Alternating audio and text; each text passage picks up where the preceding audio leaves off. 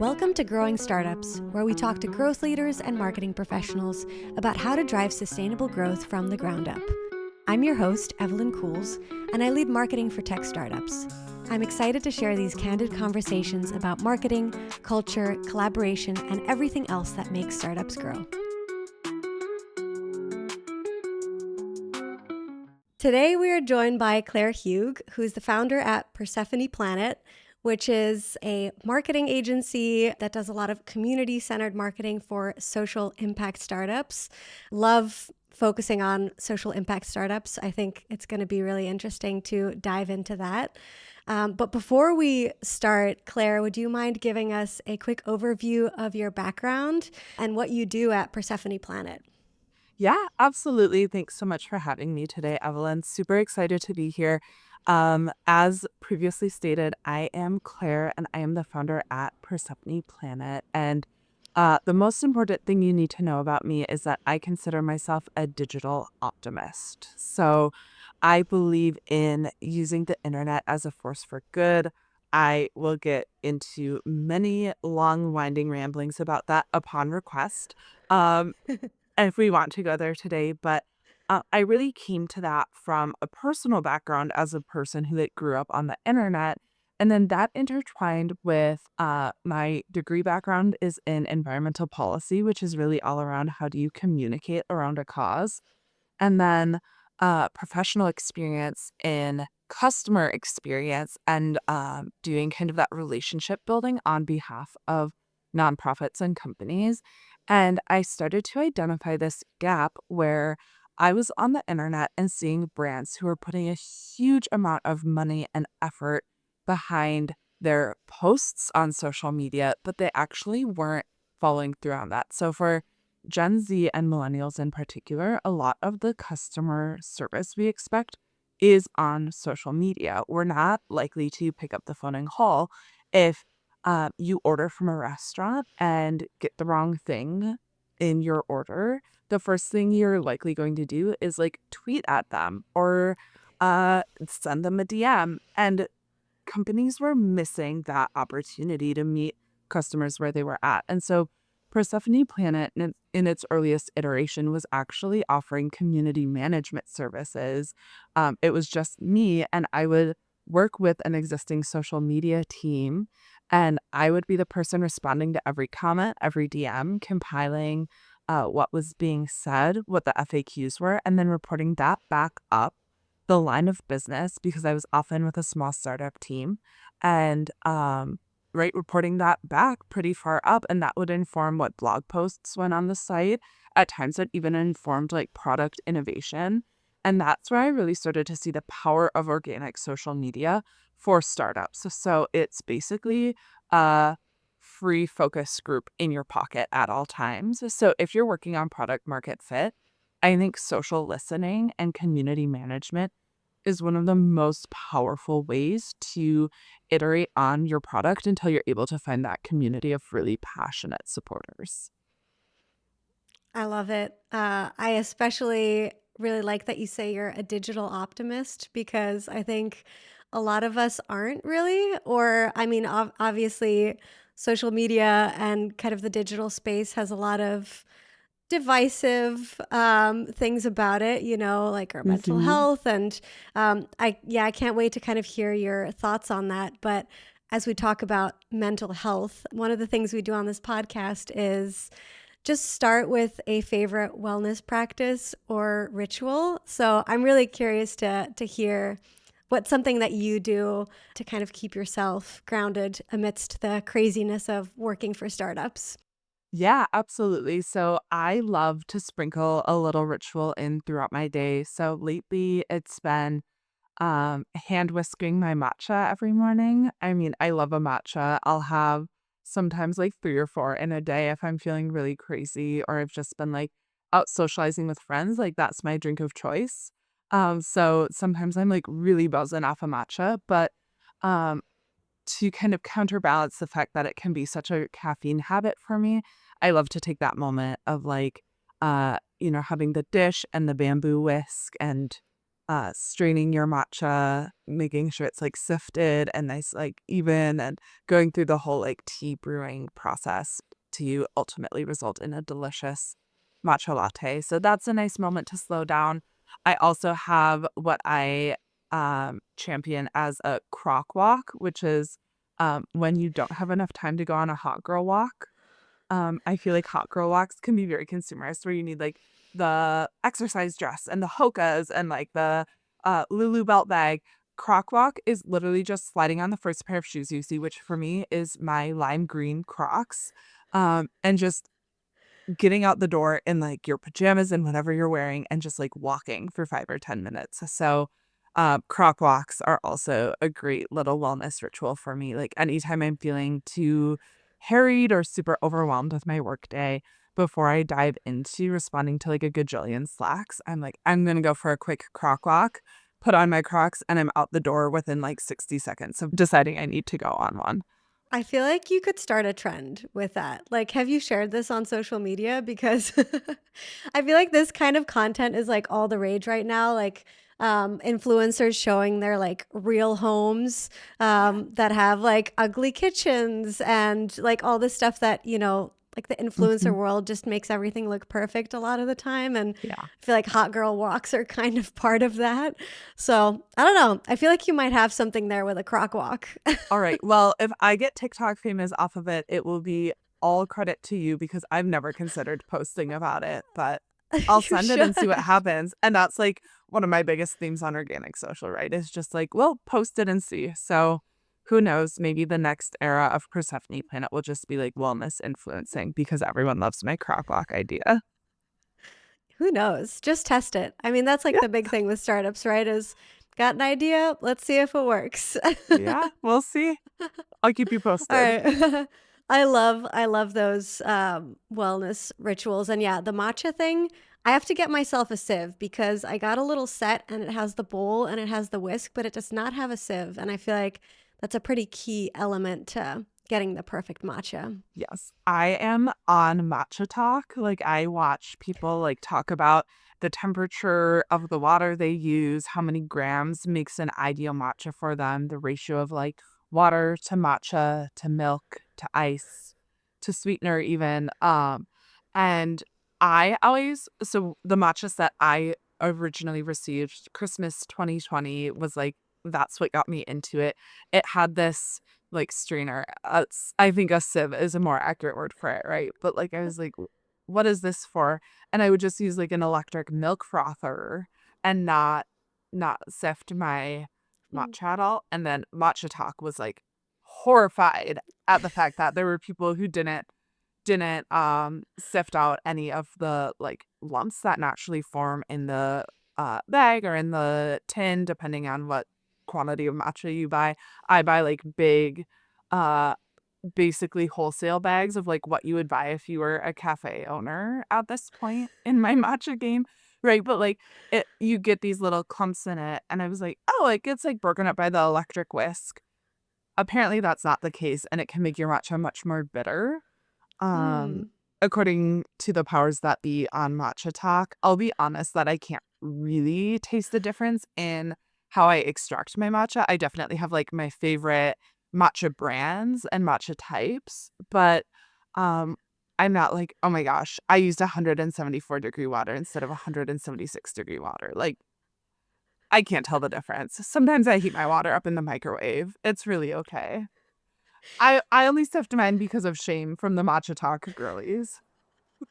Well, that makes me feel a little better because I thought I was like seriously missing out. But I think it's one of those things like the people who get really into like coffee brewing, and Mhm. there's just so much science that goes into it, and you're like, well, this tastes good, but like the other one also tastes fine to Yes. me. Yes, and, like, I'll be honest that for probably a year of my, like, matcha journey, I was using the Tarani lavender syrup to make myself a lavender matcha, so I am not a matcha purist at all.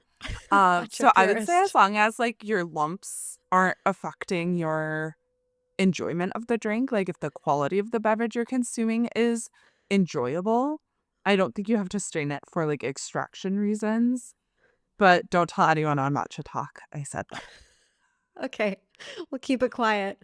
Yeah. Well, now that we've learned about the best way to make a matcha, I think we can get into our main conversation of today, which I really want to start out with something that I saw on your website. And obviously, we talked before this. And something that really stood out to me is that you are on a mission to create a better world by creating a better internet.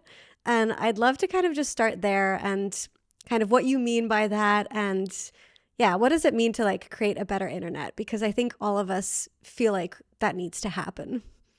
Absolutely. So I think first of all, like we just need to acknowledge the internet that I grew up on and that I think most people grew up on was much more democratized than it is now. There were like a million different like free chat rooms and websites and like cool crazy place you would like go down a rabbit hole, right? Like there was whatever that one wizard was where you try to get him to guess what you were thinking. Um do you know what I'm talking about? And like I wish I, I could I remember feel his like name. I feel like I do, but I don't remember the name either. I think we Totally. grew But up like around a similar time. yeah, I think that's, like, the magic of it, though, right? Like, there were just, like, all of these random little corners of the internet that you could it felt like you could endlessly explore, and, Tumblr was, like, my platform of choice in high school, and I feel like Tumblr was really that way, where you were constantly stumbling across new websites, new ideas, new, poets, maybe not always good poets, but, like, you could always discover somebody's writing or somebody's art. And as we have moved into the monetization of platforms, right? So like we have ads on everything now. And then also moving into influencing. So even the accounts that aren't running ads or selling you their product, they're selling you something. And then we also have moved into an era of the internet where everything is an algorithm. And so that algorithmic content can really flatten personal tastes and personal forms of expression. And so sometimes when we're on the internet right now, it can feel like everyone's trying to sell me something. But even worse than that, it can feel like everyone's trying to sell me the same thing. And so there's not as much whimsy and creativity and exploration on the internet. And so the brands that I see breaking through that reality are the brands who aren't being super sales and conversion focused on organic social media. The influencers who I see being really successful in building a community and not just an audience are the people who are doing it as a part time passion project in addition to something that's paying the bills for them. As soon as you're reliant on your platform to pay your rent or feed your kids, you are automatically going to just have to start taking misaligned brand deals out of like pure survival mode, right? Like I'm not gonna look at someone who's like influencing is my paycheck and say like, no, you shouldn't take a deal with whatever brand because they're misaligned with your platform or they have unethical business practices, right? Like I'm not gonna tell them how to put food on the table. But as a consumer, I'm likely going to opt out of following them because I don't trust those recommendations in the same way. And so really, when I'm talking about creating a happier internet, I think it's about creating an internet that drives connection and not isolation, and that drives variety, not I can never say it, homogeneity. Oh, I'll say it with I think simpler people words. know. I'm like, cut that part out. Like, right? It's like we want an internet that drives variety and creativity instead of just like sameness. And it can be really hard when you have this algorithm that's constantly feeding you just slight variations of the same content and you want to discover. And even if you're on an Instagram discover page or a TikTok FYP, you're no longer discovering based on uh, what's being posted, you're discovering based on what's being shown to you. And so I think for me, it's really about how do we build a community that is small enough that people can relate to each other, but broad enough that there's a diversity of opinion, a diversity of lived experience, and we can bounce those ideas and experiences off of each other to ultimately have a richer digital experience that then also enriches our off-screen lives. I think you're very right to say like every our digital experience has just become it's like a marketplace, right? You just Mhm. know once you get on any of the apps, you're gonna see, I don't know, in every like couple posts you'll see something that's trying to sell you, if not more. And I think especially for certain startups that really think about this stuff, a lot of like social impact startups probably that you work with, they're like trying to figure out how to show up on social media that doesn't feel so icky or so like blatantly in your face, like trying to sell you something. I know a handful of startups who like refuse to be on social media because of those reasons and because they know it's bad for people's mental health. And they're like, well, our mission is to like do this really good thing in the world. So we can't be on social media because of that. Do you think that's a good decision? Or do you think there's a way for these kind of companies to show up in a way that feels really aligned with who they are as a brand? Yeah, I think that's a great question. And the first thing I would say is validating if you are a brand who is thinking about those questions, you are probably not the brand that is doing evil in the world. Right? It's like that classic, like if you're going to a therapist and being like, I'm worried I'm a narcissist and I'm manipulating everyone around me, they're immediately going to be like, well, you're not, because narcissists don't worry about if they're manipulating or not, right?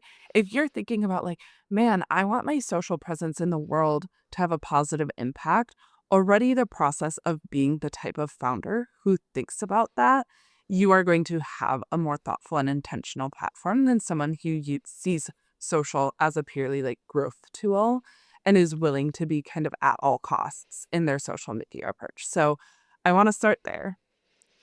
Then I think it's like facing the reality of social is just where people are. Consumers get to make their own choice about their relationship with social. And so I think we can respect those boundaries. There's marketing practices that I won't use, right? Such as like driving a scarcity mindset or that fear of missing out. I think there's more impactful and ethical ways as a brand to show up on social than saying like, you got to buy this today or you won't get it. And that's not really what organic social is for. And so I like to think of it as like it's a party, right? On social media. And you want people to feel welcomed to your brand. And so you're the hostess at the door, ushering people in, and you get to decide how long people stay at your party. So the reality is, if you're building a brand and you're building out that brand awareness and reputation, people are going to be looking for your brand on social media. They're going to like come knocking on your door. And if nobody's there to greet them, they're going to go move on to the next thing. And so I think that even if you have up a very passive organic presence on each account, you don't need to be posting 7 times a week. Right, every single day. You don't even have to be posting once a week, but to have something up that says, welcome, here's where you can find us, can be hugely impactful in leveraging those eyes from social media. And then additionally, your relationship with social media isn't necessarily your customer's relationship with social media.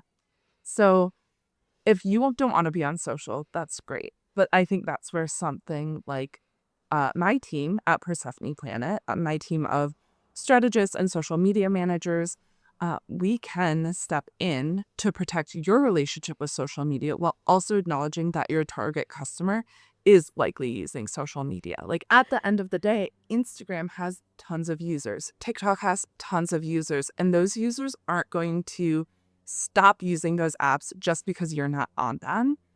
What they're going to do is look for the brands that are on those apps because social media has increasingly become our search engine tool of choice, especially when we're looking at Gen Z and Gen Alpha as consumer base. Like, it would be like saying, I don't believe in being on Google. I'm going to opt out of being on Google.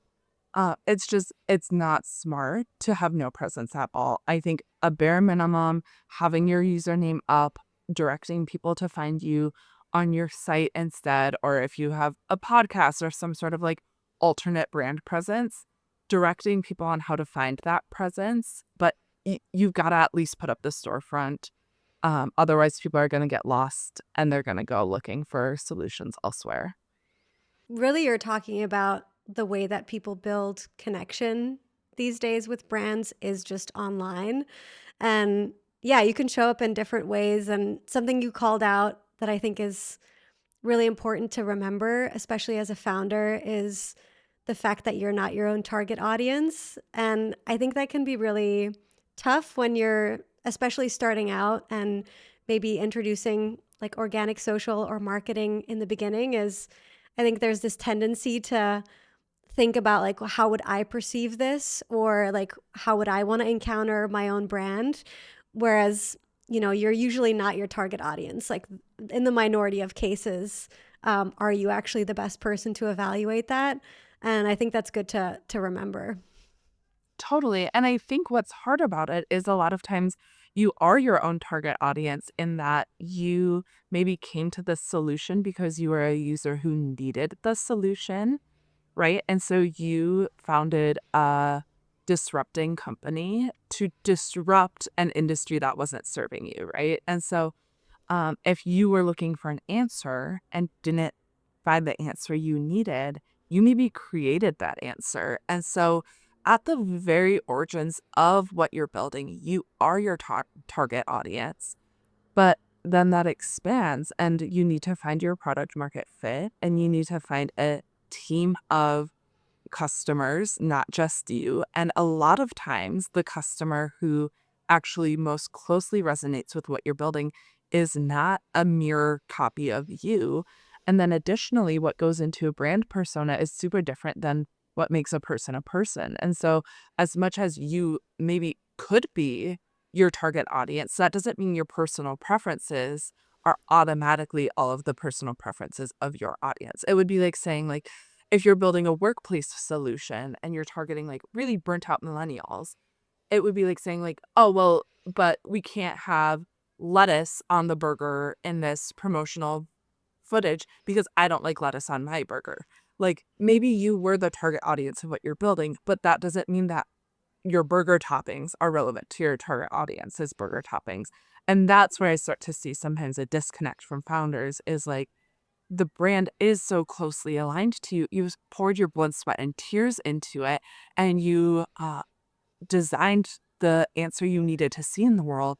But at some point, the brand moves away from you as the target audience, and it can be really hard to make objective decisions uh, when you feel so close to it. And so that's why I think being able to have an outside marketing consultant or a distinct social media manager can be really helpful because they can have some of that objectivity in targeting an audience and drawing conclusions based on what the data shows instead of off of a gut intuition, which is what I see a lot of founders doing when they're running their own social media. Yeah, for sure. And I think that gut intuition, it can be a little tricky when you like first hire someone to come in, whether it's a consultant or, a full-time marketer, full-time social media manager, is kind of letting go of that a little bit. I think it's such a personal thing. And I've definitely experienced that before, where the founder has like a very specific feeling about something, an idea, and you as the marketer come in and you're like, well, I think for our target audience, best practices, we got to go this other way, and that's not always easy. Is that something that you run into as someone who comes in as like a third party? Is that like a source of like a challenge or something you guys have to work through sometimes? Yeah, I mean, I would say that's a pretty normal journey to walk with a founder, not just in marketing, but like in anything of like if you are growing from a team of one and handing uh responsibilities over to someone else, like that's a super scary thing to do. And I want to validate like it's not a bad thing to care about wanting everything done to your standard, even if it's being done by someone else. I think it's something that I'm navigating with founders constantly. And what I've found as a really helpful solution is building out their founder presence. I've worked with founders to launch their own TikTok presence, their own LinkedIn presence. And when they're able to speak from the founder perspective, it gives them a place to talk about tangentially related things without compromising the focus of the brand account. So if there's a founder who really cares about sustainability, like I'm personally really involved in environmental sustainability, but Persephone Planet takes more of a general social impact angle. And so it would be misaligned if I used all of the Persephone Planet socials to constantly be promoting like personal sustainability practices.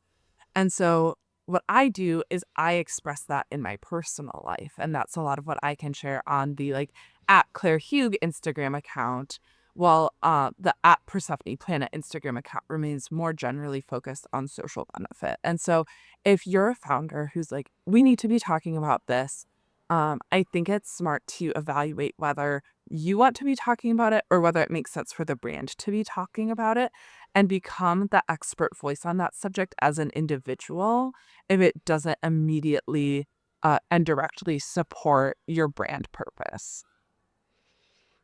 I think that's a really good tip and something that a lot of marketers will be able to kind of bring in and say, I think this is a good way to kind of serve both of those visions because, you know, the brand has one voice or things that we need to talk about, but the founder does too. And oftentimes they're connected, but being able to have a platform for each, I think that's a really nice way to go. So good tip there. Since we're talking about organic social, I feel like a lot of this is where we build relationships these days is online, not just with brands, but with each other. And something that stood out to me was a client testimonial on your website, which was about how you're really great at building real relationships in the digital age. And that stood out to me, that the real relationships part in the digital age, because it still feels a little bit counterintuitive sometimes. So I'm curious, like, how do you approach this and how do you feel like you can build authentic relationships online? Yeah, thank you for asking about that. I mean, to start off, like I have a partner of 5 years sitting in the next room over who I met because he slid into my DMs on Twitter back when it was still Twitter with the little blue bird. Um, and so I think that's like a testament to how real relationships can be, right? And I don't think that's a solo story. I think there's plenty of people who will say, I met my best friend on Instagram, or to say, uh, that they got a job because of a LinkedIn connection, or that any slew of things, right? That even dating apps are begin as a digital connection, and it's so commonplace now to be at a wedding. And how did you meet? And it's Hinge or Bumble or Tinder. And so like digital connections are already a real part of our life, right? And I think it's just about asking how brands can meaningfully and authentically insert themselves into the conversation. And for me, that answer a lot of times comes down to a rule of second responses. In your friendships, like if a friend texted you something super exciting and you responded with a heart emoji and nothing else, that wouldn't be a friendship. And that's what I see so often with brands when someone's commenting or DMing them. They just like send like a few emojis, uh, and then that's it. And so I would say that first response should be something meaningful. Asking a question, asking them to go deeper makes them feel heard and listened to. And then it's about following up, getting a second response to them, ideally a third and fourth and fifth, and keeping the conversation going. But it's like in a friendship, you would exchange a handful of texts, right? In an interaction. And so often brands don't engage the same way. And so that's really how I feel like on a brand's behalf in my community management, I was able to start building real relationships. And that just leads to crazy stuff like having a TikTok go viral because someone thought your responses from the brand account were super funny, screenshotted them and tagged you. And like that number of impressions would have cost thousands of dollars to hire an influencer, right? Like if you had an influencer post about the brand on your behalf, but that's an organic posting. You didn't send them your product. So it's not product seeding. It's literally just from you taking the time to listen to them and respond to them the way you would text back a friend or text back in a group chat. I've worked with brands where they've done such a good job of building community. I come in as a community manager. People are adding me to like their study group chats on Instagram, and they're like asking questions, and you get back into it right with them, right? And if they're asking a question about something else, like they asked what a word meant, and I added Merriam-Webster to the chat, and then the Merriam-Webster social media manager was in on it, right? And so like you can really play around with it, but it's always about setting stuff up so that you have an opportunity for a second response. If the response you send to them is going to dead end the conversation, you're missing out on half of your engagement opportunities, because everyone wants comments to grow engagements on organic social. If you get 4 comments and you respond to those 4 comments with something that will inspire them to respond, congratulations, you now have 8 comments, right? And if you have 8 comments at 16, you grow it exponentially if you can get that second response out of people.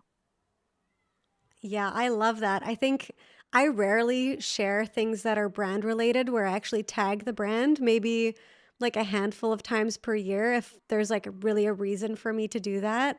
And then, or I like DM them very rarely. But if I don't get a response other than like them hearting what I sent them, it like makes me really sad.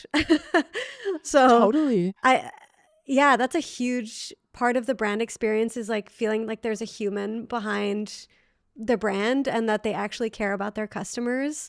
And there's this like direct access to brands right now that didn't used to be there. So that's such a great opportunity that I feel like a lot of brands are just missing. Totally. And I think it goes back to maybe like an old school sales associate approach of like, I have an experience where there was a brand that I was an absolute brand advocate for. Like I was the dream, if you wanted to talk about from like a business perspective. I reordered several times a year. I tagged them every time I wore them. It was like this clothing brand that I adored. And I had a problem with one of their pieces. And I messaged them, not even to say, like, hey, can you replace this? Just to say, this is one of my favorite clothing items. Do you have any tips for how I can best repair it and keep wearing it? And they said, oh no, what was your order number? And I went back through my email to like 4 years ago when I bought it, provided the order number to them, and never heard from them again. They never gave me the tips I was asking for. They never said, I'm sorry your piece wore out. They never said, thank you for wearing this piece until it was in tatters, right? Like there was no human acknowledgement of my experience that I had expressed to them directly. This is a beloved piece that I want to mend and keep wearing. It was just, what's your order number? Super transactional, and then ghosting. And think about if you walked into a department store or a boutique and you walked up to the counter and you said, hey, you sold me something I absolutely love, but I need help with this one thing. Can you help me? And they said, sure. And then turned their back on you and walked away and left you standing at that counter, never to be seen again. You wouldn't go back and shop there. You wouldn't feel like a valued customer. And I don't say this to put that one brand on blast. I think it's an example of how a lot of brands view social media, which is like bare minimum maintenance. Like you post, you tell people what you want them to hear, but there's no reciprocity in hearing what they want you to hear. And so having worked on the organic social side as a consumer in my personal life, I now make it a point to message everything from my local bakery to my favorite clothing brands. Like I'll message a coffee shop and say, hey, I don't know who was working today, but I had one of the best matchas I've ever had in your coffee shop today. It made my coffee date with my friend that much nicer. Please pass my thanks along to them. And you'll get messages back from that barista saying, thank you so much. This made my entire day. And it makes you want to go back there because now you have that human connection to the business. It makes you feel like you're a regular and have a relationship with your barista. And And it's amazing how many brands don't see the potential in those messages coming in and miss the opportunity to have reciprocity in your relationship with your customer. I'm gonna start messaging more brands now. I love this idea. Even just, yeah, like the coffee shop and just things you don't really think about, your local bakery. There's all like people behind those accounts, and there's opportunity for those real connections, real relationships. So I really love that. Are there any brands, companies that you feel like stand out when it comes to that like online relationship building? Yes. I pay very close attention to this, right? Because it's the industry I work in. And so I right, it's the same way that people who work in customer service are sometimes the worst customers because they have a very high standard of expectation based on what they deliver. As a consumer, I have a very high standard of expectation for the brands I follow on social media. I love, I think the brand Refi Beauty does an incredible job. Their broadcast channel on Instagram, I think, is like the textbook case study of how to make your community feel important and included in your brand. If you are not a part of it, go join it. It will inspire the way that you pursue organic social and marketing. They stopped doing influencer trips. I shouldn't say stopped because I don't know if they ever did. They did a community trip. So they invited some of their best customers with like the you know, I don't know what scoring metrics they use because I don't work with them, but I have to imagine it was based on their LTV or number of orders or some sort of loyalty metric. And they invited a bunch of normal customers onto a brand trip instead of, these like people with 3 million followers and making hundreds of thousands a year in brand deals. That doesn't feel super attainable, but this was like a real connection. It was people who loved the brand getting to come together, not people who were like, cool, Tulum. And so they do an incredible job of engaging their community in their social. I also really love the non-alcoholic aperitif brand Gia. I think they're also a really incredible example of like a founder influencing the brand, but also like building her own brand. Melanie Mazarin is their founder, and she um, has her own Instagram presence where she talks about what's interesting to her. A lot of it is really focused on design and interiors and fashion. But Gia, their account isn't constantly talking about like, oh, which outfit looks the cutest with the Gia spritz. Like they're talking about related and influenced topics based on that. But I also think what they do really well is focusing so much on not just the beverage, but the hospitality and the moments around it. And so they are really showing that telling when they talk about hospitality, very generous with their giveaways, very generous with their influencer gifting and product seeding. And anytime you DM them, you're going to get like the most kind, warm, responsive message back. Everyone on their team signs their name on the message in a way that feels really organic. It feels like if you were going to a party and messaged the hostess of the party, "Thank you so much. I had a wonderful time." That's and then the hostess texted you back. And that's perfect for their brand because they're so focused on meals and entertainment and uh kind of like that social happy hour feeling of their beverage. And so I think they are really smart about it. And then I could keep going for days about some of these brands I love to follow. I think Ty Haney's new venture, Try Your Best or TYB, really cool if you're thinking about how you're building community for a brand. Heyday Beans is disrupting the canned bean industry. And they do super fun community building stuff on social. Literally the rest of this episode could just be me listing cool brands, but maybe instead I'll just plug my account of like follow Persephone Planet. We will case study and share out brands we love all the time. So if you're like this list of 6, I wish it was a list of 6 dozen, I can provide that for you. I love it. And disrupting the canned bean industry, I have to check out Heyday Beans. That sounds Yes. wild. Also delicious, amazing branding, but like fun on social. It makes me want to engage with them. I did write an entire Substack breaking down a pop-up they did where you could buy their beans with more non-heyday branded beans. So like if you had an old can of beans in your pantry, you could bring it. All of those were donated to the food pantry locally. But then you could exchange your can of beans for their can of beans. And it was this whole pop-up. It was an incredible community activation. And it ended up going viral on TikTok. So That's so fun. Yeah, I'm gonna definitely check them out.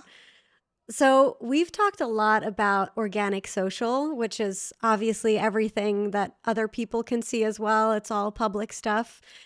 But something that I've been seeing more and more is closed door communities as well, like Slack groups, WhatsApp groups, people's Substack.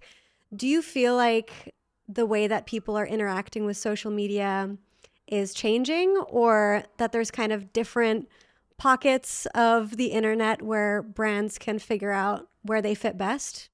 it's interesting. I would say that the closed door trend to me, I can tell it's successful because other platforms are starting to copy it, right? There's a reason Instagram launched broadcast channels and launched paid subscription access. There's a reason LinkedIn wants you to start a LinkedIn newsletter and send out your newsletter natively in their platform. And so they wouldn't be launching those things if they weren't intimidated by the growth of things like Substack and Slack for social connection and Discord and WhatsApp. And I mean, it feels like there's a new platform every day showing up for a way to like host a closed door community. I think where it can be done really well is for a brand is like if you're bringing together an inner circle of people who already love the brand. I think that can be really successfully done. And then again, running challenges or supports, answering like Q&A and that, and allowing people to interact with each other and answer their own questions instead of something like having like an SMS hotline where it's only ever the brand who's going to be engaging with what they send in. I think there's plenty of people who their brand is a monetized paid community, right? And that tends to be more of like a solopreneur or a freelancer or a business coach where they're like launching a paid community. To my knowledge, I don't know of any major brands who have like a paid membership community. I think that a gated community tends to be more like grassroots. And so for a brand to authentically host one, I think it has to mimic that very grassroots feeling. And then, man, I think really the reason consumers are moving towards it is because they want that connection. They're sick of shouting into the void. And having a community where people respond to you feels really noteworthy with what the internet is right now. And so if you can find the right community for you, people are asking questions that are interesting to you to answer. People are responding when you ask questions. People are posting the right amount where there's always something for you to read when you want to read, but you're not getting spammed. Like it, I think it can be hard to find that kind of sweet spot Goldilocks gated community, but once you have it, it can be really nourishing to be in a space with people who also really want to be there. So, I mean, I'm a part of plenty of Slack groups that I check once every other month, and then I'm a part of other communities that I feel like I couldn't go a week without connecting to the people in there.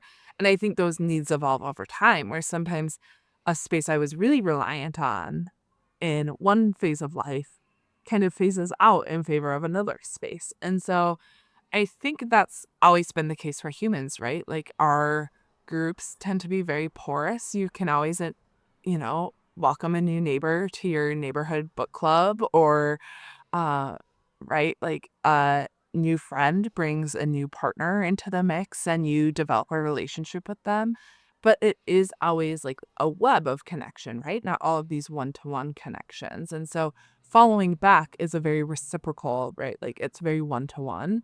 And I think people are starting to look for more of that web of connections again. And I do think that a closed community like that can really facilitate those connections. Yeah, I'm part of a few, and I definitely feel that way. It feels like a more intimate space to interact, not just with the brand, but also with other people that are connected with it. So I feel like this is like the closed community is kind of the second step after you start building some kind of presence. I mean, you have to like be able to pull people in, right? So I think for my last question, I want to zoom back out a little bit for brands that want to get started on this and, become more active on social media, really create that kind of content that can foster connection with their audience. Do you have any tips or like a place to start with creating that kind of content? I know that storytelling is a really big part of, making sure that you're actually showing up online the way that you want to. Anything that you can share for people who really want to start getting into this more? Yeah, I mean, like, there's tons of advice that you can Google for posting on organic social, right? And I'm not gonna like waste my breath giving you all of that advice, right? It's like post more often, post the same version as whatever's gotten you your highest engagement. Like post a reel because that will drive discoverability, right? Like you can, and I don't mean to be dismissive of those tactics. If you're someone who doesn't work in organic social, Googling and reading some of those articles from like popular social media platforms and social media schedulers might be really helpful for you. But what I can offer from my unique perspective and the advice I'd love to give you is post for the audience you already have. I think so often the advice people get is post like you have 10,000 followers. Post for the followers you want to have. Even if you have like 13 followers, because it's friends and family, post for them. Don't post selfishly. Don't post saying like I'm posting so that I can have a big audience one day, because people will see through that and not want to follow you. They don't want to follow just so that you have better numbers. Uh people aren't going to want to follow something that feels engaging, right? If you show up to a party with 13 guests, to go back to this like hostess analogy, a party with 13 guests who are having an amazing time, right away you're gonna feel welcome. You're gonna like be in with the crowd, you're gonna be mingling, you're gonna want to hang around, and that's when you hit the follow button. But if you show up to a party with 15,000 people, they're all tired and disengaged and want to go home. Like think of the worst conference you've ever been to. That's what it's like if you're only focusing on follower growth for your own self. And so be a thoughtful hostess. Like use etiquette and think about if these people are following my brand, they're offering me the gift of their attention. Nobody owes you their attention on organic social. You're not paying 12 cents per click for them to look at your ad and go to your site. It's free. And so you're the one asking for something from them, and be considerate with that ask and reciprocate by giving them something. Doesn't have to be huge, but it should be a nugget of entertainment or a nugget of education, and start to really get to know like person by person who's in your audience when you're small. That's something that's hard if you take over a brand account. That's massive. It takes a while to get to know the names of the people who really follow and engage with your brand. But if you're starting from scratch, that's like a non-scalable opportunity, right? It's fun to do stuff that you can't do at a larger scale early on in your startup. And I think one of those things is really knowing like by name who's following you and what kind of content you think would best serve them. And then more people will come to the party. You'll have crashers soon enough because they'll see they'll see how thoughtful you are with what you're providing to your followers and want to be a part of that. I love that reframe of there's the big opportunity actually in having less followers in the beginning and kind of using that to your advantage to really learn about, your audience versus, like you said, taking over a brand account can feel very overwhelming and disconnected. So I love that as a starting point for people. Yeah, I mean, when I was working with a very small like pre-seed team, one of the exercises we did was just writing down a name of someone who interacted with the business on a post-it note every single day. A new follower or a person who was DMing for the first time, and like tracking really that circle of influence and growth, and being able to say like, oh, today Monica met our social media for the first time. And that can be a really good reframe, especially if you're one of those founders who we talked about earlier on, where you're not sure if your brand can do good on the internet. Think about how good it how good it would feel for your audience to feel like there's someone like legitimately looking out for them and making content with their best interests in mind. And hopefully that reframe of like it being something you can do for them and a free offer you can give them outside of your product, maybe that reframe will help you have a better relationship to doing branded social media. Yeah, and it also doesn't make people just a number. I think it's so easy to get caught up in like how many followers did we get this week? Did this post get us, that many impressions or this many new Mhm. followers versus really looking at like who's like these are actual people that are interacting with our brand as if they were to walk into if we had like a physical store, for example, and that makes it a lot more tangible. And I think just keeps it's a little more inspiring too, and keeps the the excitement going to keep building. Totally. So, you can those early supporters are huge, I think, for any business. And so, um, really a way to move outside of that circle of your early supporters being only family and friends, but that exciting feeling of like the first time a stranger is like, oh, yeah, I've heard about that. I think so often that can really come from organic social if you take this approach of building out relationships and wanting to really invite them in as you're building. I love it. Claire, thank you so much. I have one more question to close out this episode, but I Yeah. think we went through a lot of really interesting topics with organic social, and hopefully, people will take things away, little nuggets that they can use in their day to day. But to close off, I wanted to just ask you something a little bit more personal. So I like to ask people something that they're excited about, both in their personal and in their professional life. Yeah. I mean, what isn't there to be excited about? So, first of all, we are recording this episode in mid-November, and I love winter. It's my favorite season. So, I feel like I'm like coming alive, like the Mariah Carey, it's time. Like that's how I feel about winter. Um, so that's just point blank exciting, professional and personal. Professionally, Persephone Planet's team is growing. This started as my freelance venture, and we're now, more like an agency structure, which is so exciting. But I want to shout out Ash and Zoe and Alicia, who are my incredible teammates at Persephone Planet. I feel so lucky that I can say I have a team at my business when for so long the team was me, myself, and I. So thank you for betting on Persephone Planet, being in it with me, and helping be architects of a better internet for everyone. So grateful to have you all with me. And then personally, I like to complete little hobby side quests. So my current side quest right now is poetry. I've never been a poet.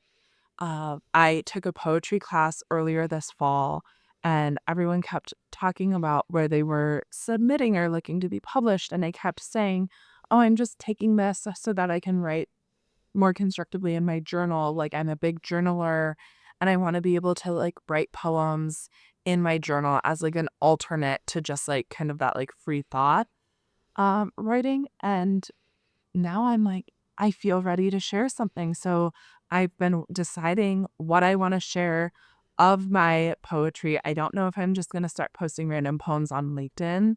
I feel like I like that duality of like everyone's posting their new jobs and then it's like, here's a poem from Claire. I have a Substack, so it's like, do I want to add it in as part of my Substack offering? But I love like analog representations of digital work. So when I launched my Substack, I actually like made a newspaper with all my early Substack articles in it. So I think I might publish a zine of my poetry. And as I'm expressing this so excitedly, I also want to clarify I am not a good poet. Like I would not ever like submit myself for a paid poetry publication. But I think that creativity is so important to the work I do and like to existing as a human. And so I would encourage everyone listening if you were like, I think all of her takes about marketing were horrendous and way off point. I don't care. The one takeaway I want you to get from this is like, be creative and share your creativity, even if you don't think it's good enough to like market or sell or be a professional representation of you. Also, like, it's okay to just be excited about something you made and put it out into the world. So I'm about to publish some very bad poetry, and I hope you will all read it and let me know that you are proud of me, even if you think it is horrible. I feel like you're selling yourself short, and who knows, maybe in like a year or two, we're actually going to see a published Claire Hueg in some poetry publication. So Totally. And like, who the knows? sky is And the like, limit. I think that's what's beautiful about being creative and just putting yourself out there is like, it opens you up to opportunities. I'm a big believer in like the luckiness quotient, which I think is like a more tactical way of engaging with like a woo woo side of business, which is just like, I'll never know if my poetry is good if I keep it hidden. But if I post it, maybe I'm the next Maya Angelou and I have no idea. I mean, I'm not. Like it's very much just a form of self-expression. But that's how everything good starts. So really excited to just like keep expressing myself creatively and like seeing what arises out of my hobbies of like different passion projects and side quests and opportunities to uh, grow my creative muscles. Okay, I'm going to steal the whole side quest framing or idea because I love that. I think it's easy to like forget that hobbies exist and side projects that are actually like for your personal growth that don't always have to be directly tied to your career. So, side quest is something that I'm going to start adding to my vocabulary. And then also, I vote for definitely sharing on LinkedIn because I mean, the other things are great too, like Substack, starting a zine, great formats, but I think my LinkedIn could use some random bits of poetry in it. So, yeah, Yeah. I mean, would that's my love to logic see it with on there. posting cat photos. I'm like, LinkedIn could use more pet photos. So I try to get my cat on my LinkedIn at a semi-regular cadence. But maybe the same rule applies with poetry. LinkedIn would be a happier place if there was more poetry and cats, I think. Yeah, I agree. And is that the best place for people to find you on your LinkedIn? Or you also said Substack. What's the best place for people to connect? Yes. So I would say that if you want to include one link in your show notes, the best place would be to go to persephoneplanet.co, C-O, no M. We don't have that kind of budget yet to have an M on our URL. Um, and I link out to everything there. I am most active as an individual on LinkedIn. And then Persephone Planet has an Instagram account at Persephone Planet. And my Substack is currently on hiatus just so that I could tend to other things in my life, but really excited to reactivate that soon. And so if you prefer longer form writing, any longer than my long-winded LinkedIn posts, that's at Right for the Clicking on Substack, and would love to have you subscribe there too, if you're willing to wait a little bit while I turn my writing back into high gear. Well, that sounds wonderful. Thank you so much, Claire, for being here. I really enjoyed our conversation. And I'm going to keep an eye out for that poetry.